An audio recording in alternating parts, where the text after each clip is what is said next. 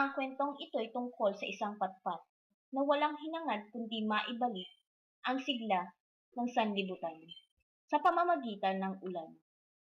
Isang araw, sa isang tahimik at payapang lugar sa kabundukan, ay nakita ni Sampalok ang sundalong patpat, sakay ng kanyang kabayong payat, na tila nagmamadali at may patutunguhan.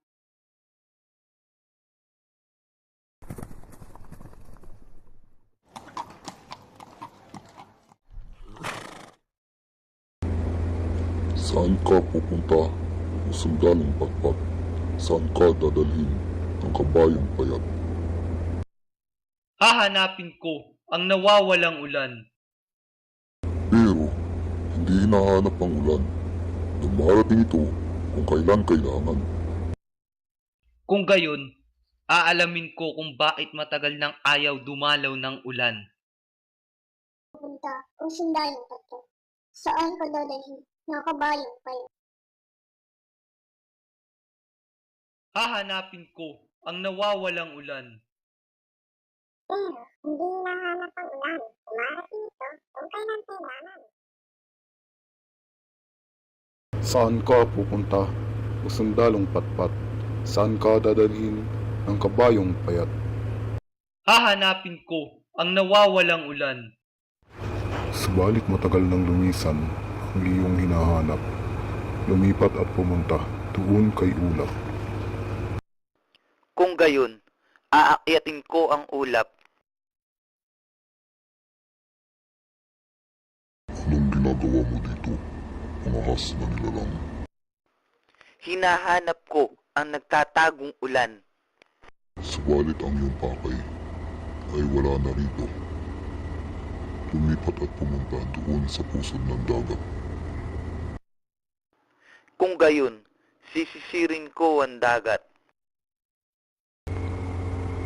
Ano ang may paglilingkod ko, kaibigang patpat? Bakit sa aking kaharian ika'y napasubok? Hahanapin ko ang nawawalang ulan. Subalit ang iyong pakay ay matagal nang wala dito. Nandoon sa kwintas na perlas ang dambuhalang si Pugita. Kung gayon, papaslangin ko si Pugita. Subalit mukhang mapanganib ang lapitan mo siya. Mag-ingat ka sana, kaibigang patpat.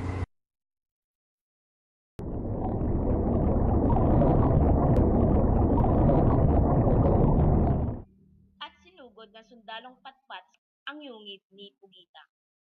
Nagulat si Pugita sa biglang pagpasok ng sundalong patpat, na iwinawasiwas ng espadang patpat. Namangha si Pugita sa liksi at lakas ng maliit na sundalong patpat. Sa talim at talas ng kumikislap na espadang patpat, ay tila walang panlaban ang reyna ng dagat. Mabilis at isa-isang tinigpas ng sundalong patpat ang maraming mahabang galamay ng mabagal at matabang dambuhala. Nasungkit ng sundalong patpat ang mutyang perlas na nakapalawit sa kwintas ng nalumpong reyna ng dagat. Dali-daling sumibad patungo ng pampang ng sundalong patpat. Pagkaahon ay agad niyang ipinukol ang mutyang perlas paitaas hanggang umabot sa tiyan ng langit at sumabog ang masaganang ulan. Nagbunyi ang buong daigdig. Sumupling mulit naglaro ang damot dahon. Nagbihis ng luntian ang mga bukid at bundok. Muling umawit ang mga ibon at ilog.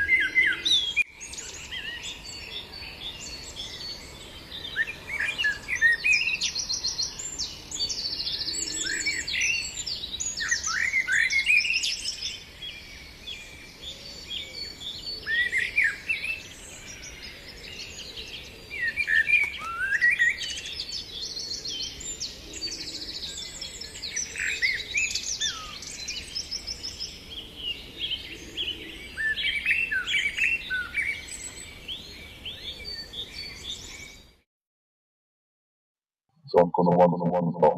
Saan ka naman dadalhin ng kabayong payat? Hahanapin ko ang gusing ginto sa punong baghari. Sagot ng makisig na sundalong patpat at tinatakbo ang makisig na kabayong payat.